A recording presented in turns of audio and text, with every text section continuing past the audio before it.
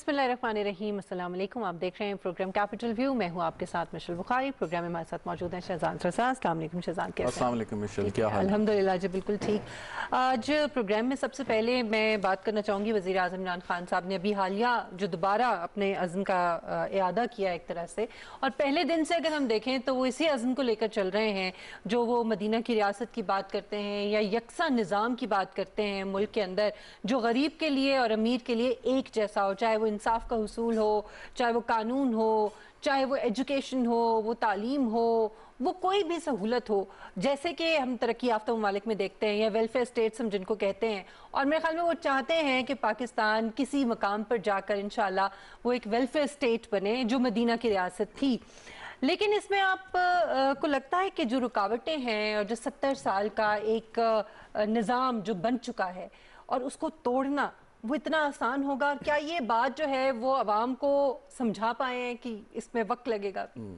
देखें, अगर तो इंसाफ के निज़ाम की बात करें, हाँ। जिसकी तरफ वज़ीर आज़म साहब ने भी इशारा किया और बार बार वो यही कहते हैं कि इंसाफ मिलना चाहिए, फ़ौरी तौर पे मिलना चाहिए, नज़र भी आना चाहिए, तो हमें कई जगह पे जब भी हम करें तो कसूरवार हम किसी एक को नहीं ठहरा सकते। अगर हम कहते हैं कि अदालतें इंसाफ वक्त पर नहीं देती, सो फिर ये भी एक सवाल आता है कि क्या जो प्रोसिक्यूशन है उसने अपना काम किया?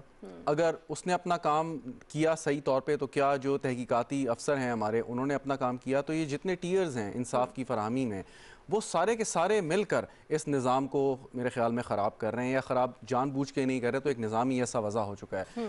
इशू इसके आप किसी एक चीज़ को ठीक नहीं कर सकते। आप अगर जजेस की तादाद को भी बढ़ाएं, अब हमें मालूम है कि हज़ारों केसेस एक जजेस अगर डिवाइड करें तो हिस्से में हज़ारों केसेस आते हैं, जो कि ह्यूमनली पॉसिबल नहीं है।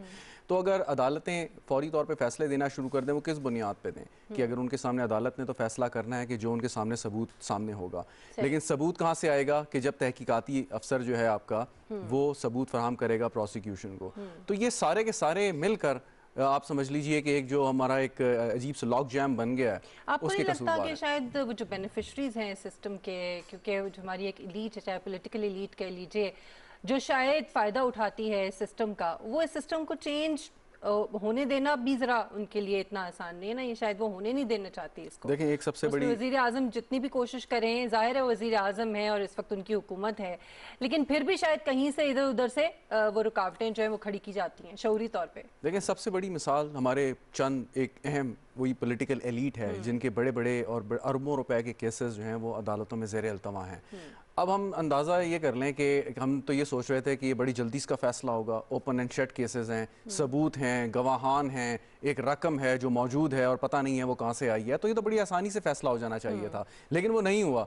और आपने सही कहा कि ये इस सिस्टम का फ़ायदा उठाते हैं वो लोग। जब हम कहते हैं कि जी कानून में तब्दीली करें, तो कानून में तब्दीली उन्हीं लोगों ने करनी है। एग्जैक्टली वज़ीर आज़म ने ये भी कहा ना कि ताकतवर जो है इस मुल्क से पैसा लेके बाहर चला जाता है, ज़ाहिर है किसकी तरफ, किन लोगों की तरफ उनका इशारा था वो सब जानते हैं, और जो गरीब है वो छोटी सी चोरी करने पे भी वो जेल चला जाता है, और कई मरतबा तो बेगुनाह जो है वो जेल चला जाता है, क्योंकि उसका कोई पुरसाने हाल नहीं है, उसे कोई पूछने वाला नहीं है, वो असर रसूख नहीं रखता, कोई उसे छुड़ा नहीं सकता। तो अमीर के लिए तो बड़ा आसान है ना? जी बिल्कुल, यकीनन। और उसमें असल बात देखें ये है कि जब हम बात करते हैं कि अमीरों पर हाथ डाला जाए, सो पाकिस्तान में अगर आप एक मिसाल कायम करते हैं किसी ऐसे अमीर को सज़ा दे के, सो उससे हम ये महसूस करेंगे कि उसका एक ट्रिकल डाउन इफेक्ट होगा। उससे लोगों को ये तक़वियत मिलेगी कि शायद अगर अमीर को सज़ा मिल सकती है तो नीचे भी मामला ठीक हो सकते हैं। लेकिन मतलब मैं सिर्फ ये कहना चाहता हूँ कि एक कराची की एक जमात, उनके एक सरबरा जिनके खिलाफ मुकदमा हुआ, सारा उनको चीज़ें उनके सामने आई और आजकल वो मुल्क में नहीं है, उनके खिलाफ एक्शन हुआ, लेकिन क्या निचला निज़ाम ठीक हो गया? या एक साबिक वज़ीर आज़म को सज़ा दी गई, वो भी आजकल मुल्क से बाहर हैं, उनको सज़ा देने के बाद क्या नीचे वाले जो उनके first second tier third tier या बाकी लोग हैं जो कई जराइम में मुलव्वस भी हो सकते हैं और उनके खिलाफ इल्ज़ामात भी हैं, क्या वो चीज़ ठीक हो गई? तो ये भी मेरे ख्याल में एक अजीब सी बात है कि अगर सबसे ऊपर बैठे हुए शख्स को सज़ा मिल जाए तो नीचे निज़ाम ठीक हो जाएगा, क्योंकि निज़ाम सारे का सारा ऐसा खोखला सा मैं तो समझता हूँ हो चुका है कि जिसकी वजह से मुमकिन ही नहीं है कि लोगों को इंसाफ इतनी तेज़ी से और अच्छे तरीके से मिल सके। लेकिन एक बात तो है कि अगर ऊपर से करप्शन को ख़त्म कर दिया जाए तो मेरे ख्याल में फिर ट्रिकल डाउन इफेक्ट उसका नीचे की तरफ आता है। अब आई डोंट नो इसके ऊपर मुख्तलिफ, लेकिन मैं थोड़ा सा इस पे एक राय अगर देना चाहूँ और बड़े उससे کہ وزیر اعظم نے جب حلف نہیں اٹھایا یا الیکشن سے پہلے کئی دفعہ انہوں نے اپنے سیاسی جلسوں میں تقریر کی اور بار بار یہ کہا، جو کہ فیکٹس پہ مبنی تھا، کہ پاکستان کی جو اسٹیٹ اونڈ انٹرپرائزز ہیں وہاں پر 1000 ارب سے زیادہ کی جو ہے وہ کرپشن یا غم یا بدعنوانی یا پیسے ضائع ہو جاتے ہیں. اور انہوں نے یہ بھی کہا کہ اس کو ٹھیک ہونے کی ضرورت ہے، اور اگر شخص کوئی اچھا کپتان آ جائے گا تو یہ چیز ختم ہو جائے گی. اب عمران خان صاحب اس وقت وزیر اعظم ہیں، لیکن کیونکہ مشکلات اتنی ہیں اور نیچے ٹھیک کرنا اتنا مشکل کام ہے، تو ہم یہ نہیں کہہ سکتے وثوق کے ساتھ کہ اگر وہ کرپشن ہو رہی تھی یا پیسہ ضائع ہو رہا تھا وہ ختم ہو گئی ہوگی. لیکن ہم یہ ضرور کہہ سکتے ہیں کہ جو ایک بڑی ٹاپ لیول پہ جو یہ کام چل رہا تھا وہ اب نہیں ہو رہا. لیکن نیچے والوں کو ٹھیک کرنے کے لیے، نظام کو سیدھا کرنے کے لیے یقیناً ایک بڑا مشکل ایک عمل ہے، جس کے لیے میرے خیال میں ایک نہیں کئی حکومتیں درکار ہیں. اور اسی ویژن اور اسی ایمانداری کے ساتھ اگر کام کریں تب یہ کام ہو سکتا ہے. اچھا، اس میں جو ریفارمز کی ہمیشہ بات کی جاتی ہے، چاہے وہ جوڈیشل ریفارمز ہوں، چاہے وہ آپ کے پولیس ریفارمز ہوں، کیونکہ پولیس کا جو رویہ ہے نا ہمارے معاشرے میں انفارچونیٹلی KPK میں ہم نے دیکھا کہ اس میں کافی بہتری آئی، لیکن وہ ایفیکٹ جو ہے وہ پھر پنجاب میں یا باقی صوبوں میں اس طریقے سے نہیں آ سکا. حالانکہ حکومت اب PTI کی ہے پنجاب کے اندر بھی. KPK میں جو ایک ماڈل ہم نے دیکھا وہ ایک رول ماڈل تھا. آپ کو کیا لگتا ہے کہ کیا وجہ ہے وہ کیوں فالو نہیں ہو سکا باقی جگہوں پہ؟ دیکھیں، ایک مثال موٹر وے پولیس کی بھی ہے. ذوالفقار چیمہ صاحب کو وہ موٹر وے کے IGO نے بنایا، اور انہوں نے مختصر عرصے میں موٹر وے پولیس کو ری ویمپ کر دیا. آپ موٹر وے پہ سفر کرتی ہوں گی اور اگر پولیس روکے تو ان کا رویہ ہمارے سامنے بڑا واضح فرق نظر آتا ہے. صرف ایک واقعہ لیکن اس کے اوپر حاوی ہو جاتا ہے جب وہ یاد آتا ہے تو وہ ظاہر ہے. لیکن شکر الحمدللہ کہ اس کے اندر بھی ہم نے دیکھا کہ کم از کم کیفر کردار تک پہنچایا گیا مجرموں. جہاں پہ KP پولیس کا تعلق ہے، ناصر دورانی کو وہاں پر لے کے گئے. ان کا ایک ٹریک ریکرڈ ہے، پروفیشنل پولیس آفیسر تھے وہ، انہوں نے کام کیا، بڑی حد تک اس کو ٹھیک کرنے میں کامیاب ہوئے. باقی جہاں تک پنجاب ہے، شاید حکومت کو ایک اس طریقے سے صحیح متبادل نہیں مل سکا، جس کی یہی وجہ ہے کہ گزشتہ 2.5 سالوں میں کئی IG آئے اور چینج ہوئے، اور پولیس کا ایک رویہ تھا. لیکن آپ یہ دیکھیے کہ ایک ماڈل ٹاؤن کی بھی پولیس تھی. ایک آپ کو واقعہ یاد ہوگا اس زمانے میں کیا ہوا جب پاکستان عوامی تحریک کے خلاف ایک آپریشن ہوا تھا. اور ایک آپ چند روز پہلے کی بھی ایک پولیس دیکھیں کہ انہوں نے خود تو مار کھائی، 2 پولیس اہلکار شہید بھی ہوئے اس میں، چار پولیس بالکل. لیکن اس کے باوجود انہوں نے یہ نہیں فیل ہونے دیا کہ پولیس نے کوئی تشدد کیا ہو یا پولیس کی گولی سے کوئی شخص ہلاک ہوا ہو. انہوں نے کنٹرول کرنے کی کوشش کی. تو ایک اور بات بھی ہے کہ کانفیڈنس بہت ضروری ہے. پولیس میں اچھے برے لوگ دیکھیں جی ہر جگہ پہ ہوتے ہیں، پولیس میں بھی یقیناً ہوں گے، لیکن جو ایک کانفیڈنس ہے، ریاست کا جو ایک ٹرسٹ ہے، وہ بہت ضروری ہے. اور 2 مثالیں جو ایک آپ نے دی KP پولیس کی، ایک میں نے موٹر وے کی دی، اس کو اگر بنیاد بنا کر رکھا جائے تو میرے خیال میں پولیس کو ٹھیک ہونا کوئی اتنا بڑا مسئلہ نہیں ہے. اور میرے خیال میں پاکستان یا خاص طور پہ پنجاب کی جو پولیس ہے بہت پروفیشنل ہے، نیچے سے ہو کے اوپر آتے ہیں، اور ان سے اچھی شاید انویسٹیگیشن کوئی نہیں کر سکتا. اس وقت جی ہمارے ساتھ موجود ہیں سینیٹر بیرسٹر سید علی ظفر صاحب. مزید میرے خیال میں ہم ان سے اس حوالے سے گفتگو کریں گے. بہت شکریہ علی ظفر صاحب آپ کے وقت کے لیے.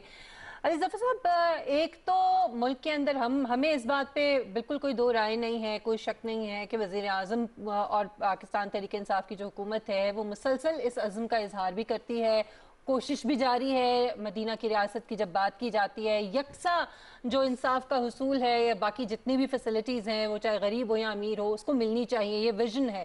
لیکن اس کے اوپر جو عمل درآمد ہے، وہ اس میں جو رکاوٹیں اور اتنا عرصے کا جو یہ سسٹم بن چکا ہے، آپ سمجھتے ہیں کہ عوام کو یہ بتانا بھی بڑا ضروری ہے کہ اس کو چینج کرنا اس کے اندر وقت لگے گا، یا بس عوام یہ چاہتی ہے کہ وزیر اعظم عمران خان صاحب آ چکے ہیں تو بس فوری طور پہ تبدیلی آ جانی چاہیے؟ دیکھیں، سب سے پہلے تو میں آپ کو بتاؤں، یہ صرف تبدیلی کا جو کانسیپٹ ہے، جو لانا اور مدینہ کی ریاست ہونا، یہ ایک اسپرٹ ہے PTI. یہ بالکل اس کے بغیر PTI ہے ہی نہیں. یہ اتنا اہم ہے PTI کے لیے یہ درست کرنا سارے کاموں کو.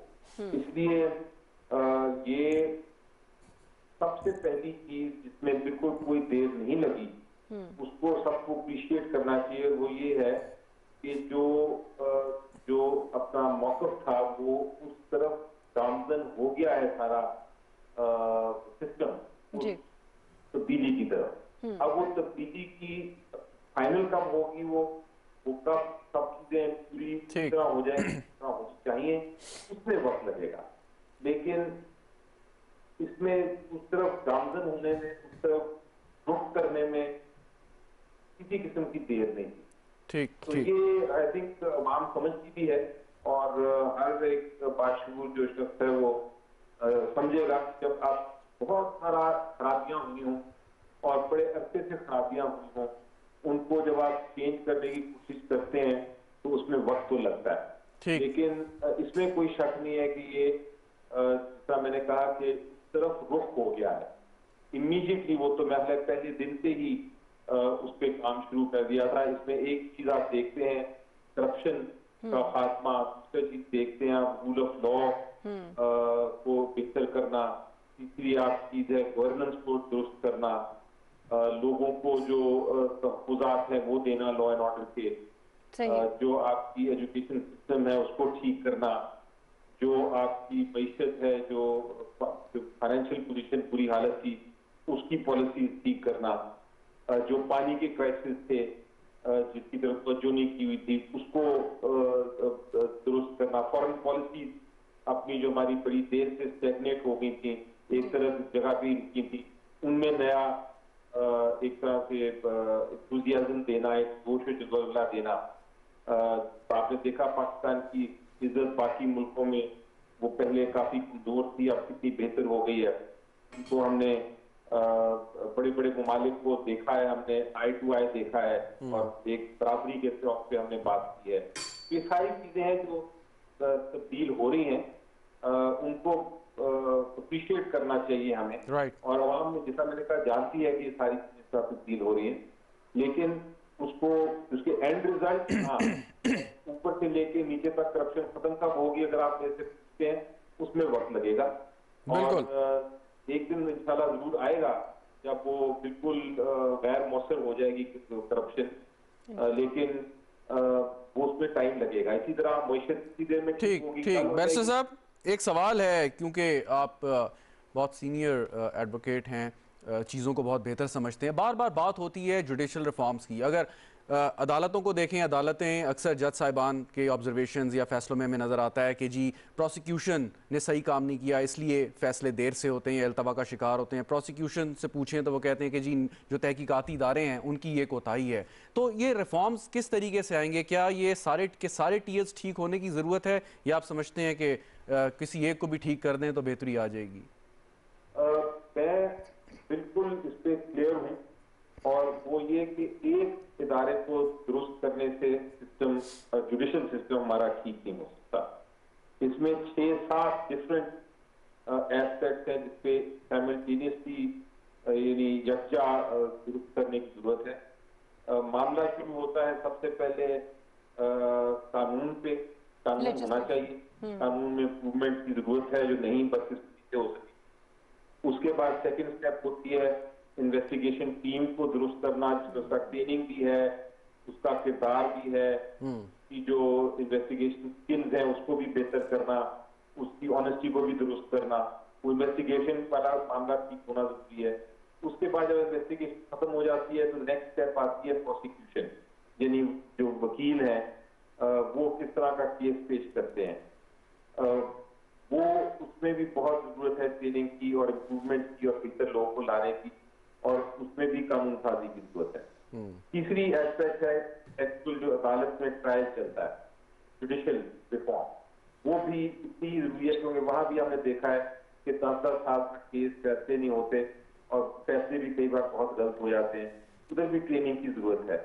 इसी तरह आपकी जो रिफॉर्म एक हमारा बहुत इंपॉर्टेंट और अहम एस्पेक्ट है जिसको हम नहीं देखते, वो है सालसी आर्बिट्रेशन का सिस्टम। वो बाकी दुनिया हमारे से बहुत आगे चले गई है और तकरीबन 70% जो केस हैं वो अब सालसी आर्बिट्रेशन के जरिए वो उनका हल होता है। हमारे यहाँ वो बिल्कुल नाकाम है सिस्टम, हम वो दुरुस्त नहीं कर सकते, ना हमारी कोई इंटेंशन करती है दुरुस्त करने की। लेकिन अली ज़फ़र साहब, बात यह है ना कि फिर इसका हल क्या है? अगर हम हल की तरफ आए, हर हुकूमत रिफॉर्म्स की बात तो करती है, चाहे जुडिशल रिफॉर्म्स हो, आपने भी बात की, फिर पुलिस रिफॉर्म्स हैं, उसकी हम हर दफ़ा बात सुनते हैं। KPK के अंदर अभी मैं यही बात कर रही थी शहजाद से भी कि एक मॉडल हमने देखा और PTI की हुकूमत की तरफ से जो इंट्रोड्यूस कराया गया और बहुत बेहतरी आई वहाँ पर, लेकिन वही मॉडल हम क्यों फॉलो नहीं कर सके बाकी सूबों में? एक तो ये बता दीजिए, दूसरा वजह क्या है, रुकावट क्या है रिफॉर्म्स के अंदर, चाहे वो जुडिशल रिफॉर्म्स हो, चाहे वो पुलिस रिफॉर्म्स हो,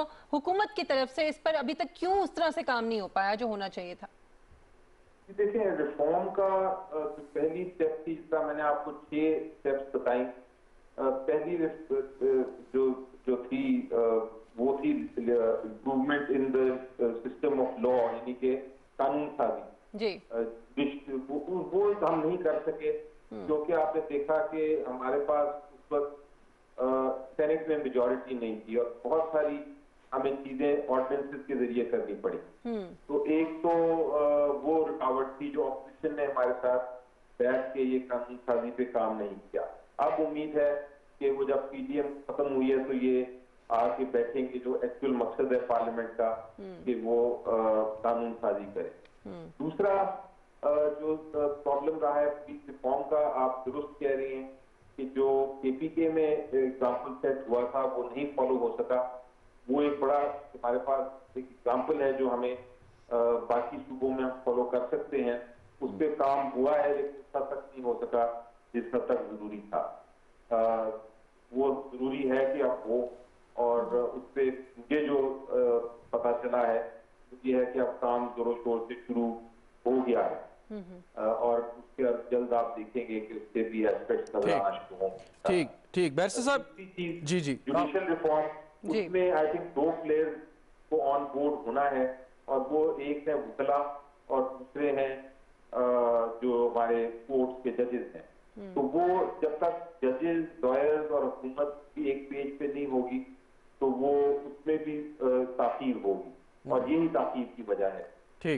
ठीक बैरिस्टर साहब, ये ज़रा फरमाइएगा, अगर इस्तग़ासा की सिर्फ मैं इस वक्त बात कर रहा हूँ, बहुत से ऐसे हाई प्रोफाइल केसेस में हम देखते हैं कि अगर इस्तग़ासा के जो वकला हैं वो शायद बहुत ज़्यादा एक्सपीरियंस नहीं होते या ये कि इतने सीनियर नहीं होते, लेकिन दूसरी जानिब अगर देखें जो दूसरी साइड से जो वकला पेश होते हैं, बड़े बड़े वकील, बड़े बड़े नाम, करोड़ों में फ़ीसें लेनी, तो इसके भी कोई फ़र्क पड़ता है इससे कि एक तरफ बहुत बड़े पाकिस्तान के नामी गरामी वकला खड़े हों, डिफेंड कर रहे हों एक एक्यूज़ को, और दूसरी जानिब अगर सरकारी वकील है जो शायद उनके मुताबिक उनके जितना तजर्बा नहीं रखता?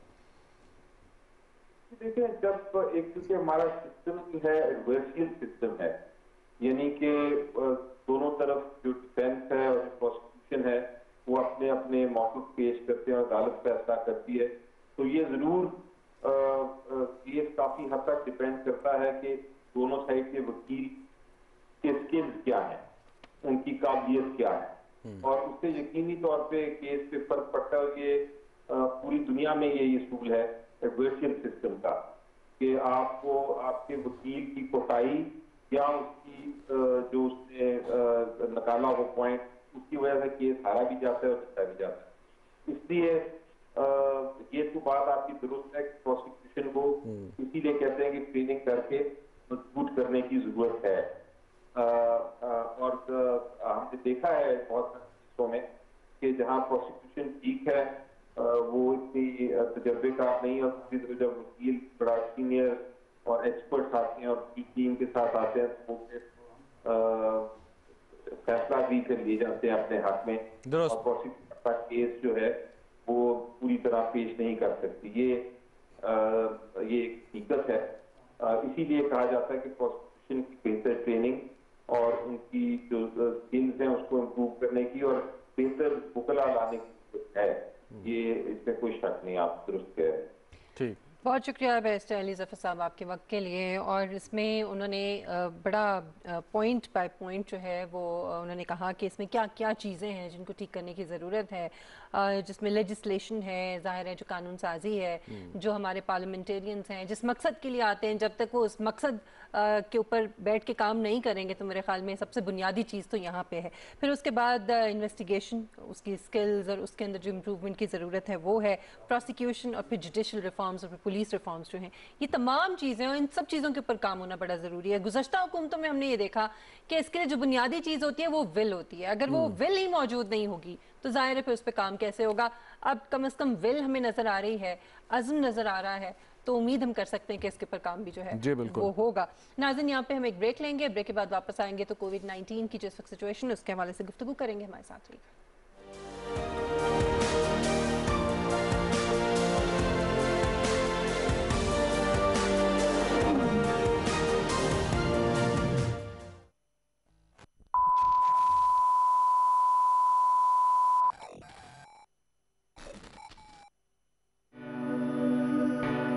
اسلام امن کا مذہب ہے. کیا اسلام ہمیں یہ سکھاتا ہے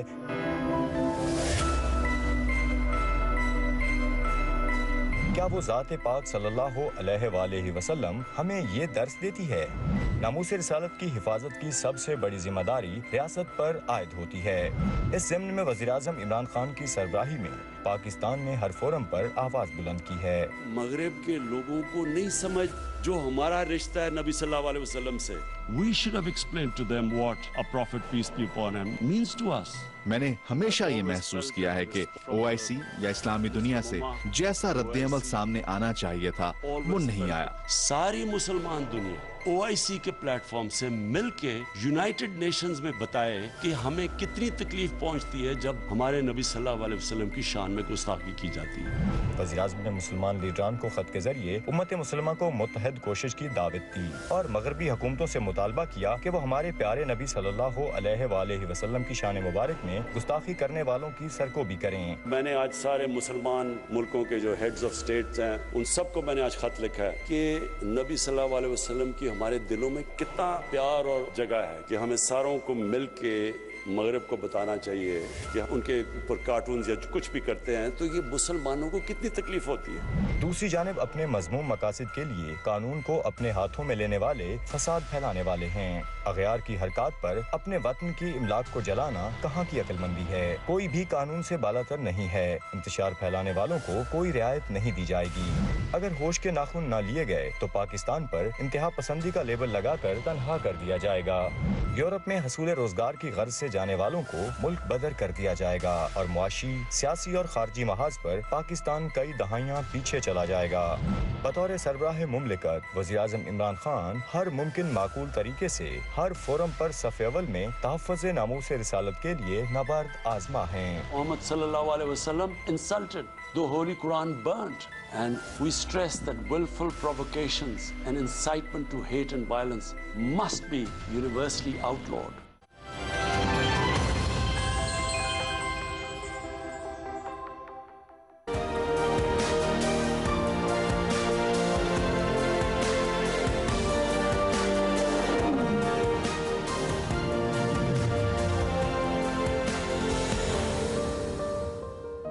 ویلکم بیک. ناظرین, اس وقت کووڈ-19 کی جو سچویشن ہے کچھ زیادہ مختلف نہیں ہے. گزشتہ روز سے اسی طرح سے 5000 کے قریب نئے کیسز جو ہیں وہ روزانہ کی بنیاد پہ سامنے آ رہے ہیں اور اسی طرح سے 100 سے زائد جو اموات ہیں وہ بھی روزانہ کی بنیاد پر ہو رہی ہیں. پی ایم اے نے ناظرین جو ڈاکٹرز کی نئے سرے سے ویکسینیشن ہے اس کے حوالے سے رجسٹریشن کا مطالبہ کیا ہے, کیونکہ ان کے مطابق اب تک, اگر میں غلط ہوں تو پلیز مجھے کریکٹ کیجیے گا, 12 لاکھ جو ہیلتھ ورکرز ہیں ان میں سے صرف 2 لاکھ کی ویکسینیشن جو ہے وہ ہو پائی ہے. سو یہ ابھی ایک طرح سے اگر ہم کہیں کہ آٹے میں نمک کے برابر ہے تو میرے خیال میں غلط نہیں ہوگا. سو ان کے حوالے سے مزید کیا ہوگا, مزید کتنی ویکسین آ رہی ہے پاکستان کے اندر. مئی میں 2 ملین سائنو فارم جو ویکسین ہے اس کی مزید ڈوز پہنچ رہی ہے, جبکہ اس میں سے جو 15 لاکھ ہے وہ حکومت نے خریدی ہے, جبکہ باقی چائنا نے بطور تحفہ پاکستان کو دی ہے. سو اس وقت صورتحال کیا ہے, مزید جاننے کے لیے ہم بات کریں گے ڈاکٹر عطاء الرحمان صاحب اس وقت میں جوائن کر رہے ہیں, chairman Pakistan science and technology task force. بہت شکریہ ڈاکٹر صاحب آپ کے وقت کے لیے. ڈاکٹر صاحب اس وقت کی سچویشن بتا دیجئے, ہم ہر تھوڑے دن بعد آپ کو اس لیے زحمت دیتے ہیں تاکہ ہم اپڈیٹ بھی کر سکیں, لوگوں کو ذرا میں تسلی بھی ہو اور صورتحال جو ہے اس کی صحیح عکاسی جو ہے وہ آپ کر سکیں. تو کائنڈلی ذرا بتائیے گا اس وقت صورتحال کیا ہے. جی شکریہ. اس وقت صورتحال یہ ہے کہ کافی تیزی سے یہ پھیل رہا ہے اور جو سچویشن پچھلے سال تھی گرمیوں میں اس سے اب سچویشن کافی زیادہ خراب دکھائی دے رہی ہے, کیونکہ جو رفتار ہے اس کے پھیلنے کی وہ بہت زیادہ تیز ہے क्योंकि ये म्यूटेशन हो चुकी है इसकी, और इसके अंदर ऐसी जगहों पे म्यूटेशन हुई है जिसकी वजह से ये आसानी से इंसानी कलियों में दाखिल हो सकता है। तो इसी फैलाव की वजह से इसकी अमवात भी ज्यादा हो रही है। और लेकिन 2-3 अच्छी डेवलपमेंट्स हुई है जिसके बारे में मैं आपको बताऊं। एक तो एक नया ड्रग है जिसका नाम है मॉल्नूपिरेविर। ये एक अमेरिकन कंपनी है मर्क, उन्होंने एक और कंपनी के इश्तराक से डेवलप किया है, और ये एक्चुअली पहले इस्तेमाल हो चुका है। जो कोरोना वायरस की फैमिली के जो शुरू में जो वायरसेस आए थे 2003 में और 2012 में, जो कि सार्स और मर्स के नाम से जाने जाते हैं, उनमें ये इस्तेमाल हुआ था। लेकिन अब जो क्लिनिकल ट्रायल्स हुए हैं अमेरिका में, उसमें पाया गया है कि खासा इफेक्टिव है ऐसे पेशेंट्स में जो कि कोरोना वायरस से सफर कर रहे हैं, और काफी तेजी से उसमें वायरस काउंट कम होता है। तो ये एक बहुत अच्छी डेवलपमेंट है जो 4-5 रोज पहले हुई है, और ये फेज 2 क्लिनिकल ट्रायल कंप्लीट हो गए इसके। अब ये फेज 3 में जा रहा है। अगर उसमें कामयाब हो जाता है तो मुझे उम्मीद है कि अगले 3-4-5 महीने में ये अवेलेबल हो जाएगा मुख्तलिफ जगहों पर ट्रीटमेंट के लिए। दूसरा डेवलपमेंट ये है कि नेजल स्प्रे डेवलप हो रही है कि अब वैक्सीन की जरूरत नहीं रहेगी आपको। आप खाली नाक में स्प्रे कर दिया करेंगे तो वो वैक्सीन का असर ही करेगी। तो वैक्सीन का रिप्लेसमेंट अब एक डेवलप हो गया है, क्योंकि इस वक्त क्लिनिकल ट्रायल्स इसके किए जा रहे हैं। ये 2 अच्छी डेवलपमेंट्स है इस पूरी मैदान के अंदर। ये तो बड़ी उम्मीद अफजा आपने बातें बताई हैं दोनों। जी डॉक्टर साहब, ये जरा बताइए, अभी भी अक्सर जगह पे ये बहस सुनने को मिलती है कि ये जो वायरस इस वक्त वजूद में आया है ये थ्रू नेचुरल फिनोमेनन है या मैन मेड है, आप इस पे क्या ओपिनियन रखते हैं? अभी तक जो साइंसी एविडेंस है वो यही है कि ये नेचुरल है, क्योंकि वायरसेस इस तरह के जानवरों में, बैट्स में और दूसरे जानवरों में इससे मिलती जुलती शक्ल के दोन हैं, और ये पहली दफा नहीं है कि जानवरों से वायरसेस इंसानों में ट्रांसफर हो गए हों। तो ज्यादा एविडेंस ये है कि ये एक नेचुरल फिनोमेना है, लेकिन इसको रूल आउट नहीं किया जा सकता क्योंकि सिंथेटिक बायोलॉजी इतनी ज्यादा डेवलप हो चुकी है क्योंकि इस तरह के वायरसेस लेबोरेटरी में भी तैयार किए जा सकते हैं। और ये ख्याल था कि अमेरिका में एक माउंट फ्रेडरिक में एक लेबोरेटरी है, वहां से अगस्त 2019 में कुछ लीकेज हुई थी और बाद में कुछ अमेरिकन खिलाड़ी आए थे वुहान में और वहां पे ये लीक हुआ है। उसके बारे में थियोरीज है, लेकिन एक्चुअल जो एविडेंस है उसके बारे में यही लगता है कि ये नेचुरल है, ये मैनमेड नहीं है, लेकिन मैनमेड हो सकता है, इसको रूल आउट नहीं किया जा सकता। लेकिन एक सवाल अगर आप इजाजत दें, लेकिन ये जरूरत नहीं है कि अगर आप ये बात कर रहे हैं कि इस पॉसिबिलिटी को रूल आउट नहीं कर सकते तो उसकी इन्वेस्टिगेशन बड़ी सॉलिड होनी चाहिए, जैसे यूएन ने करने की भी कोशिश की और समटाइम्स उन्हें रुकावटें भी पेश आई, लेकिन उसके बावजूद आप नहीं समझते कि इस पर तहकीकात बहुत ज़रूरी हैं इसके ओरिजिन के जानने के लिए? जी बिल्कुल, तहकीकात होनी चाहिए कि इसका ओरिजिन क्या है, और इस पे कुछ तहकीकात हुई है, लेकिन तो दो ख्याल है इसमें। तो ये नेचुरल है और ये वुहान में जो चमगादड़ों से ये लीक हुआ है। दूसरा जो ख्याल ये है कि ये चाइनीज लेबोरेटरी या अमेरिकन लेबोरेटरी में एक्सरसाइज की जा रहे थे और वहां से ये एक्सीडेंटली लीकेज हुए, तो यकीनन इन्वेस्टिगेट होना चाहिए। एक न्यूट्रल बॉडी अक़वाम मुत्तहिदा की तरह इन्वेस्टिगेशन होनी चाहिए। सही। अच्छा डॉक्टर साहब, हेल्थ वर्कर्स के हवाले से पीएमए ने भी एक मुतालबा किया है कि मजीद उनको उनकी वैक्सीनेशन के लिए उनकी रजिस्ट्रेशन जो है वो की जाए, तो इस हवाले से आप हमें कुछ बता सकते हैं कि क्या, हम तो ये सोच रहे थे या ये सुना जा रहा था कि शुरू में तमाम जो हेल्थ वर्कर्स हैं सबसे पहले उनकी वैक्सीनेशन होगी, तो क्या अभी उनकी वैक्सीनेशन मुकम्मल नहीं हुई है? जी मसला यही है कि वैक्सीन की अवेलेबिलिटी जो है वो बहुत कम है, डिमांड दुनिया भर में बहुत ज्यादा है और बहुत सारे ममालिक ने जितनी डिमांड है उससे कई गुना ज्यादा अपने ऑर्डर्स प्लेस कर रखे हैं और पेमेंट कर रखी है, जिसमें बरतानिया, कनाडा, यूरोप के ममालिक शामिल हैं कि अपनी आबादी से 3-3, 4-4 गुना ज्यादा उन्होंने ऑर्डर्स दे रखे हैं। तो ये अवेलेबिलिटी का मसला है, तो पाकिस्तान के पास इसके अलावा कोई चारा नहीं है सिवाय इसके कोशिश करते रहे डिप्लोमेटिकली कि ये हासिल करें ये वैक्सीन। ठीक ठीक। अरे डॉक्टर जी प्लीज, मैं बस वही स्टेटस पूछना चाह रही थी आपसे वैक्सीन का कि अभी बताया जा रहा है कि मई में मजीद चाइना से जो है वो वैक्सीन साइनोफार्म जो है वो लाई जा रही है, तो ये कितनी है, ये कितने लोगों के लिए काफ़ी होगी, ज़रा थोड़ा सा ये बता दीजिए, और मजीद कहाँ से मंगवाई जा रही है? जी, ये साइनोफार्म की वैक्सीन वही है जिसके क्लिनिकल ट्रायल मेरे इदारे में कराची यूनिवर्सिटी में हुए थे, बहुत कामयाबी से हुए थे, और हुकूमत ने इन्हीं को चुना है। और ये चाइनीज आर्मी जो पीपल लिबरेशन आर्मी में भी बहुत सख्त ट्राई की गई है। तो इसके 20 लाख डोजेस के करीब जो है ये उम्मीद है कि ये अगले महीने ये आ जाए चाइना से, और उसके बाद और की भी कोशिश हो रही है। इसी तरह कैंसिनो बायो है, फिर सीनोवैक है, ये जो और ये भी चाइनीज वैक्सीन है, इनकी कोशिश हो रही है, इनके ऑर्डर्स प्लेस किए जा रहे हैं। जो रशियन वैक्सीन है स्पुतनिक 5 उसको कमर्शियली ग्रांट दी गई है, उसके प्राइस पे मसला है कि किस दाम में इंपोर्ट की जा सकती है, नहीं की जा सकती, और किस दाम में ये बेची जा सकती है। तो वो ड्रैग के साथ एक इशू चल रहा है। इसके अलावा जो दूसरी वैक्सीन है जैसे एस्ट्राजेनेका है, जॉनसन है, उनके अंदर कुछ इश्यूज हैं, कुछ लोगों के अंदर उसकी वजह से खून के क्रॉस पैदा हुए हैं, कुछ अमवात भी हुई हैं, तो उसके बारे में थोड़े से सवालात हैं। लेकिन ये जो वैक्सीन आ रही हैं इनके बारे में इस तरह का कोई सवाल नहीं है जो पाकिस्तान इंपोर्ट कर रहा है।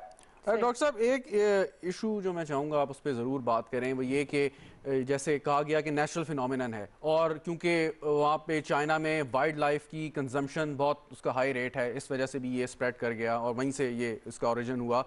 पाकिस्तान में भी जो वाइल्ड लाइफ की कंजम्पशन है वो हमें अक्सर देखने को मिलती है, ख़ास तौर पे विंटर्स में जब माइग्रेटरी बर्ड्स आते हैं, उनका शिकार भी होता है यहाँ पे। सो क्या वाइल्ड लाइफ को कंज्यूम करना किसी भी सूरत में नुकसानदेह आप ये कहते हैं कि जो यहाँ पे लोग शिकार भी करते हैं उसको फिर कंज्यूम भी करते हैं, आपके ख्याल में ये ठीक है इस वक्त? जी, मेरे ख्याल से कोई इसमें रिस्क नहीं है कि वाइल्ड लाइफ को अगर शिकार हो और कंज्यूम करें। मसला ये था कि खास वहाँ पे कहा यह जाता है कि चाइना में एक मार्केट है जहाँ से ये फैला, लेकिन यूनाइटेड नेशन ने जो इन्वेस्टिगेट किया उसको कोई एविडेंस नहीं मिली कि जो वहाँ से फैला है। तो उन्होंने चाइना को clean health bill of health दिया है कि जो इल्जाम लगाया जा रहा था चाइना के ऊपर कि उस वाली मार्केट से फैला है, उसको कोई एविडेंस इस सिलसिले में नहीं मिल पाई। हालांकि अब हमारे जो अमेरिकन फ्रेंड्स हैं उनकी इंसिस्टेंस है कि वहां से फैला है, तो इसके बारे में भी सवालिया निशान है कि क्या ये वाइल्ड लाइफ से फैला है या कोई और तरीके से ये फैला है। ठीक, अच्छा डॉक्टर साहब, कुछ सवालात जो हैं वो वैक्सीन जो लोग लगवा रहे हैं, स्पेशली जो बुजुर्ग हजरात हैं, वो उनके कुछ कंसर्न्स हैं और कुछ सवालात उठाए जा रहे हैं उनकी तरफ से। एक तो ये, अभी मुझसे भी कुछ लोगों ने पूछा कि जब आप पहले, एक तो मैं ये आपसे जानना चाहूँगी कि वैक्सीन लगाने के बाद जो है उसके क्या इफ़ेक्ट्स होते हैं, क्या दर्द होता है? क्योंकि एक फैमिली ने बाकायदा ये पूछा कि हम जब गए पहली मरतबा तो उन्होंने हमें बॉटल भी नहीं दिखाई, और उन्होंने हमें जब वो वैक्सीन लगाई तो कोई दर्द नहीं हुआ, और दूसरी मरतबा जब हम गए किसी और सेंटर में तो वहाँ पर उन्होंने बाकायदा वो बॉटल दिखाई जिसको डिस्पोज ऑफ किया हमारे सामने कि सिर्फ एक ही बॉटल में से पूरी वैक्सीन एक शख्स को लगती है। इसके अलावा उन्होंने ये भी बताया कि जब वो वैक्सीन लगी तो उसके बाद दर्द हुआ। सो एक डाउट ये है कि कहीं पहली मरतबा ऐसा तो नहीं कि लगाई ना गई हो, क्या ऐसा भी कुछ हो रहा है या हो सकता है, और अगर हो रहा है तो फिर वो क्यों हो रहा है? तो क्या ऐसी कोई कंप्लेंट्स आपके पास भी आ रही हैं, और जरा इसके जो आफ्टर इफेक्ट्स हैं वो बता दीजिए कि क्या होते हैं। जी, अगर गवर्नमेंट के हॉस्पिटल से लगा रहे हैं तो ऐसा कुछ नहीं होना चाहिए। अगर आप प्राइवेटली लगा रहे हैं तो फिर नहीं, मैं गवर्नमेंट के हॉस्पिटल की बात एक्चुअल वैक्सीन की बॉटल सही है या नहीं है। मेरे ख्याल से ये कि दर्द होता है या नहीं होता ये वेरी करता है। आप एक आदमी को लगाएंगे उसको बिल्कुल महसूस नहीं होगा, दूसरे आदमी को वही वैक्सीन लगाएंगे उसको थोड़ा सा दर्द होगा, एक को हल्का सा बुखार होगा, सर में दर्द होगा, दूसरे को कुछ नहीं होगा। तो ये इंडिविजुअल्स के साथ वेरी करता है। इसका मतलब ये नहीं है कि आपको वैक्सीन गलत लगाई गई है। तो मेरे ख्याल से ये वेरिएशन नॉर्मल है और इसके बारे में फिक्रमंद नहीं होना चाहिए। लेकिन यकीनन उस बोतल को एहतियात से देख लेना चाहिए कि जो वैक्सीन लगाई जा रही है ये वाकई वही वैक्सीन है जो कि मिलनी चाहिए, और अगर आप किसी रेप्यूटेबल अस्पताल से लगा रहे हैं तो फिर उसमें कोई खतरा नहीं है। तो डॉक्टर साहब, अगर किसी को कोई डाउट हो तो क्या कोई तरीका कार है कि वो रिकन्फर्म कर सके कि उसको पहली डोज लगी भी थी या नहीं लगी थी? कहीं ऐसा तो नहीं है कि उसे डोज लगाई ना गई हो? तो कोई इस किस्म के डाउट्स क्लियर किए जा सकते हैं किसी तरीके से? नहीं, इसमें तो डाउट्स नहीं क्लियर किए जा सकते सिवाय इसके कि जो बोतल है अगर वो जिससे लगाई गई है, जो वैक्सीन बॉटल होती है वो अगर वो दे दें जो लगा रहे हैं तो फिर आप उसको चेक करा सकते हैं कि इसमें जो नंबर है ये जेन्युइन है या नहीं, अगर कोई डाउट हो। इसके अलावा कोई तरीका नहीं है सिवाय इसके कि आप अपने अंदर एंटीबॉडी टेस्टिंग कराएं और फिर देखें कि जब दोनों डोज लगने के बाद क्या आपके अंदर जिस्म में वो जो एंटीबॉडीज है वो डेवलप हो गई है सफिशिएंट मिकदार में। तो ये आसानी से देखा जा सकता है, खून का टेस्ट है और फौरी तौर पर पता चल जाता है कि आपको ये वैक्सीन लगी है या नहीं लगी। ये कहाँ से हो सकता है डॉक्टर साहब? इसका तरीका कार क्या है? किसी भी हॉस्पिटल से जाके या किसी भी लैब से जाके टेस्ट कराया जा सकता है? किसी भी हॉस्पिटल से किसी भी का जाके सकते हैं कि आपके खिलाफ कोविड के खिलाफ एंटीबॉडीज डेवलप हो गई है नहीं। अगर वैक्सीन मिली है तो यकीनन एंटीबॉडीज आपके जिस्म में होनी चाहिए। ठीक, एक आखिरी सवाल डॉक्टर साहब, वो ये कि कितना लंबा सफ़र है ये कि जब हम घर से बाहर मार्केट्स में मास्क पहने बगैर और पुराने जो हमारे रवायती तरीक़ेकार थे उसके तहत उसी तरीके से हम कर सकें, जो अभी एक न्यू नॉर्मल है, लेकिन जो पुराने वाला नॉर्मल है वो कितना दूर है हमसे इस वक्त, आप क्या समझते हैं? ये अब सालों का सफर है, ये समझ लें आप। ये जब तक कोई इसकी इफेक्टिव मेडिसिन नहीं आती, दवाई नहीं आ जाती मार्केट में, जब तक आपके पास कोई इसके अलावा चारा नहीं है, और जब तक आपकी दुनिया की 80% आबादी वो वैक्सीनेट नहीं हो जाती ताकि हर्ड इम्यूनिटी न पैदा हो जाए, जब तक सिवाय इसके कोई चारा नहीं है कि आप ये SOPs को फॉलो करें और डिस्टेंस रखें। और फिर वायरस जो कि बदलता जा रहा है, इसी हिसाब से वैक्सीन को नए नए तरीके से आपको डेवलप करना होगा। आज जो वायरस की शक्ल है जो कल वायरस आएगा उसकी क्या शक्ल होगी, इस हद तक ये वैक्सीन जो मौजूद होगी इफेक्टिव होगी या नहीं होगी। तो आप देखते हैं इन्फ्लुएंजा का वायरस कहते हैं और आज तक कोई इफेक्टिव वैक्सीन नहीं डेवलप हो सकी क्योंकि वो शक्ल अपनी बदल लेता है। यही सूरत हाल इस वायरस की है और हम रोजाना की बुनियाद पे, हर हफ्ते की बुनियाद पे इस वायरस की म्यूटेशन को कराची यूनिवर्सिटी में जो Zamir Rahman centre for genomics research है, जो मेरे वालिद के नाम से मंसूब है, मेरी ग्रांट से टाइप हुआ था, वहाँ इसको मॉनिटर कर रहे हैं और 140 के लगभग हम इसकी म्यूटेशन देख चुके हैं जो कि पैदा हो चुकी है इसके अंदर कराची में। और इस वक्त जो ब्रिटिश वेरिएंट है जो B117 कहलाता है, तो 40% केसेस के अंदर ये वाला वेरिएंट पाया जा रहा है। तो ये तेजी से बढ़ रहा है, दूसरे वायरस की जो अशकाल हैं उनको दबा रहा है। तो ये एक बहुत तेजी से तब्दील होने वाली सूरत हाल है। ठीक, बहुत शुक्रिया डॉक्टर कामर रहमान साहब आपके वक्त के लिए, और बड़ी डिटेल से हर मरतबा हम एक तो उनको बुलाते हैं क्योंकि वो इतनी तसल्ली से और इतनी डिटेल से हर सवाल का जवाब देते हैं, एड्रेस करते हैं तमाम जो हमारे जितने भी डाउट्स हैं या जितनी भी रिजर्वेशंस हैं, कंसर्न्स हैं। और एक जो बड़ा इम्पॉर्टेंट जो बात लोग कर रहे हैं, उनको जो वैक्सीन लगवा रहे हैं, ख़ासतौर पर जो बुज़ुर्ग हज़रात हैं, उनके कुछ सवालात होते हैं कि उसके आफ्टर इफेक्ट्स। अब इसमें भी उन्होंने बताया कि इसके मुख्तलिफ हर एक इंसान के जो है वो वेरी कर सकते हैं इफेक्ट्स, किसी को बुखार होगा, किसी को नहीं होगा, किसी को दर्द होगा, किसी को नहीं होगा। सो इसका ये मतलब नहीं अगर कोई डाउटफुल है कि शायद उसको वैक्सीन नहीं लगी या उसका इफेक्ट नहीं हो रहा, तो ऐसी बात नहीं है, आप तसल्ली रखें। और अगर किसी को फिर भी ये लगता है कि उसकी 2 डोजेस में से कोई एक डोज सही तरह नहीं लगी या उसमें कोई प्रॉब्लम है या कोई गड़बड़ हुई है, तो आप एंटीबॉडी टेस्ट जो है वो करवा सकते हैं किसी भी लैब से या किसी भी हॉस्पिटल से, और उसमें वो ये चेक करते हैं कि एंटीबॉडीज़ जो डेवलप हो गई हैं नहीं। उससे बड़ी आसानी से पता चल जाता है कि आपको सही वैक्सीन लग गई है और आप सही तरह से वैक्सीनेट हो चुके हैं या नहीं हो चुके हैं। आपने कुछ इसके ऊपर मजीद बात करी? ओके, चले हम एक ब्रेक लेते हैं नाज़रीन। ब्रेक के बाद जब हम वापस आएंगे तो कोविड-19 ही की वजह से जो मुल्क में मुख्तलिफ शोबों के ऊपर असरात हैं, जिसमें सबसे ज़्यादा जो मुतासर हो रही है वो हमारे तलबा की और बच्चों की तालीम है, जो उसका हर्ज हो रहा है। इस हवाले से हम बात करेंगे। एक ब्रेक के बाद हमारे साथ रहिएगा।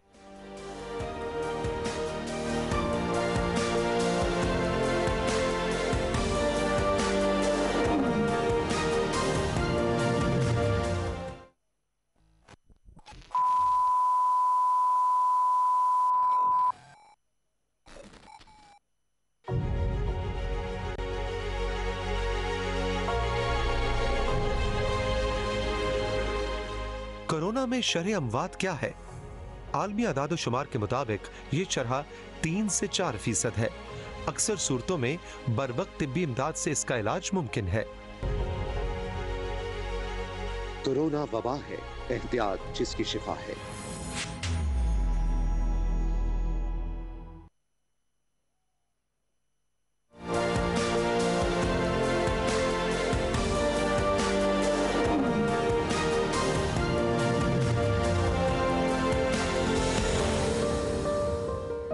वेलकम बैक नाज़रीन। जो इस वक्त डिसीजन सामने आया है स्कूल्स और एजुकेशन के जो जितने भी तालीमी इदारे हैं उसके हवाले से, ज़ाहिर ऑलरेडी बंद हैं और उसमें अब ईद तक या पहली से लेके जो 8वीं की जमातें हैं उसके जो बच्चे हैं उनकी छुट्टियां रहेंगी। अब ईद तक वो स्कूल्स बंद रहेंगे, जबकि जो दीगर क्लासेस हैं 9वीं से लेके 12वीं तक उनकी यानी कल से 19 अप्रैल से क्लासेस जो हैं वो शुरू होंगी। और इम्तिहानात पहले से जिस तरह से शेड्यूल्ड हैं ईद के बाद उसी طرح سے ہوں گے او اور اے لیولز کے جو امتحانات ہونے.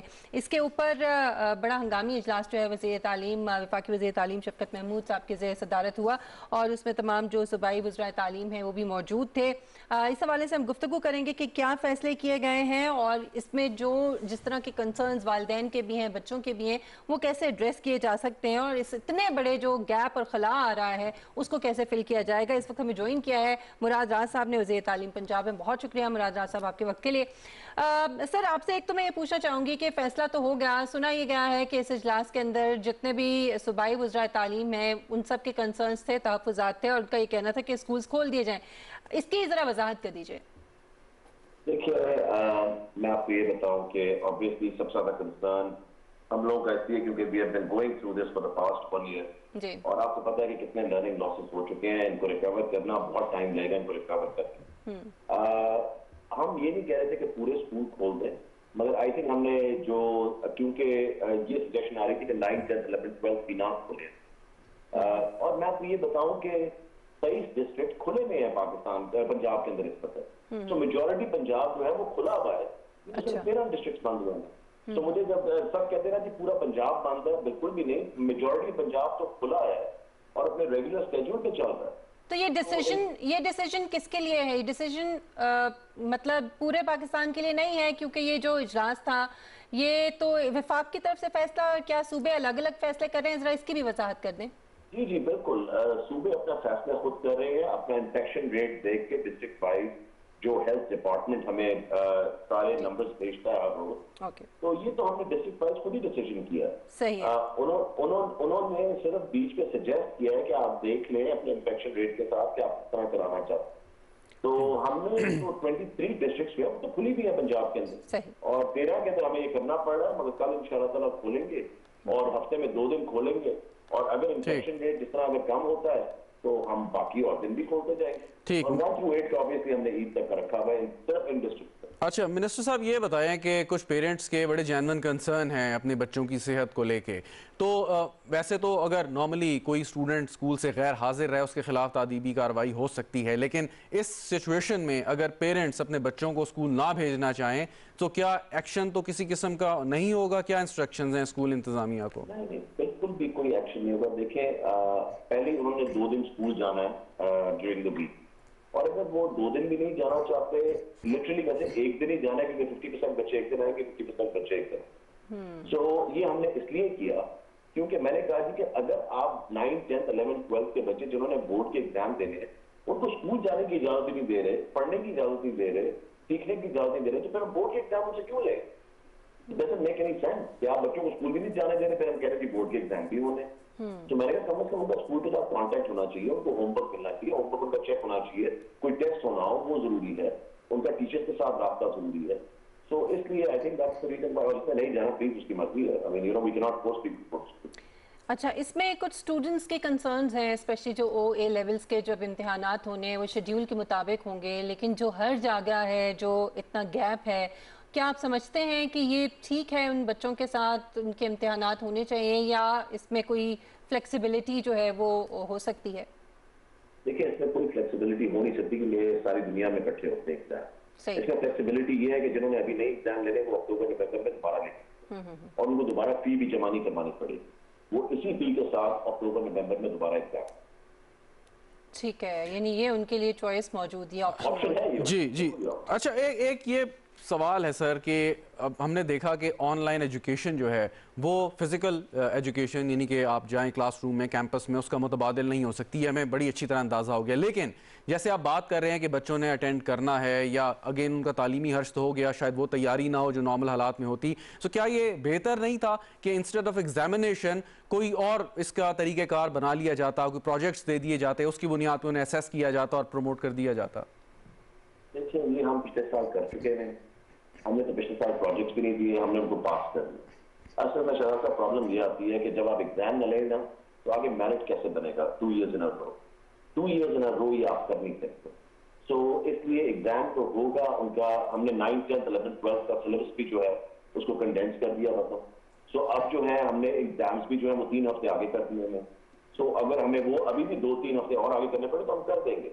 یہ from day to day from week to week decisions ہیں. मगर at the end of the day exam होंगे और एग्जाम सबको देने पड़ेंगे।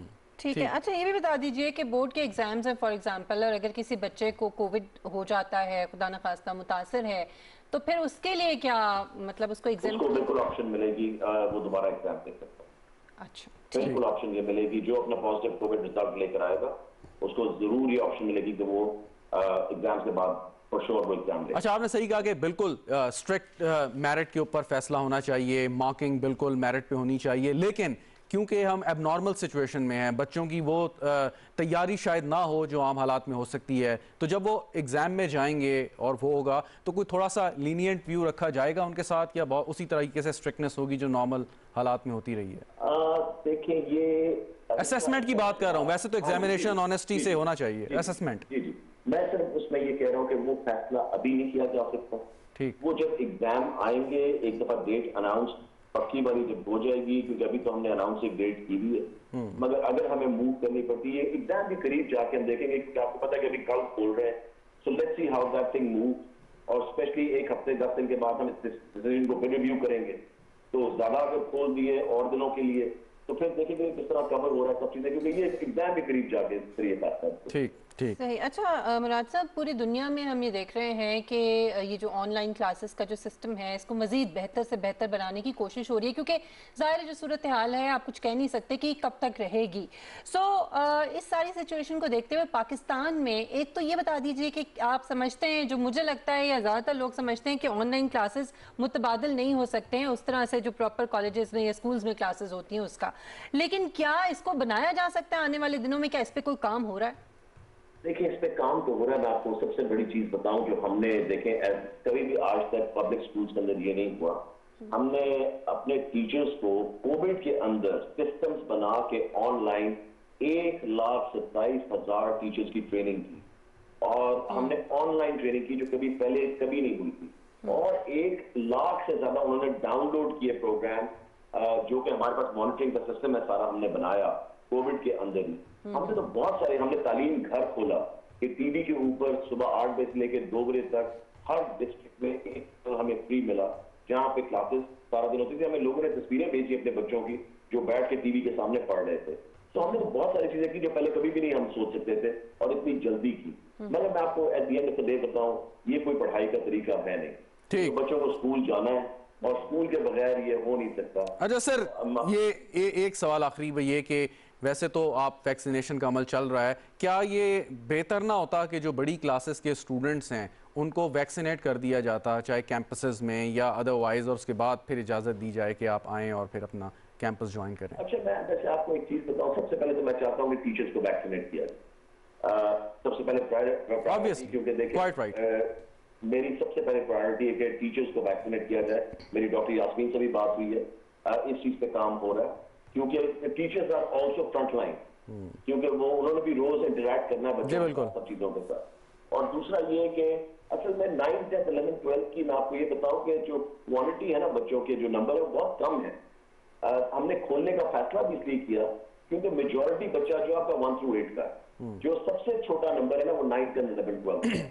So that's why we decided to open that starting tomorrow.